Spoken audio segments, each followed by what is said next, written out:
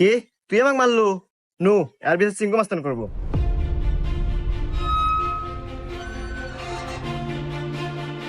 চিঙ্কু মাস্তান, ও আমাকে একটা থাপড় মারছে, আর বিচার দেন। এই, আমি সিংকু মাস্তান। এই এলাকা যত সমস্যা সঠিক সমাধান আমি নিজে দেই। নয় ওরা এক থাপড় খাবো, আর নাহলে এক থাপড়ের বদলে 10টা জরিমানা দেবো। সিংকু মাস্তান, আমার কাছে তো কোনো এখন টাকা পয়সা নাই, একটা থাপ্পড়ই দেন। এই, মার একটা থাপড়।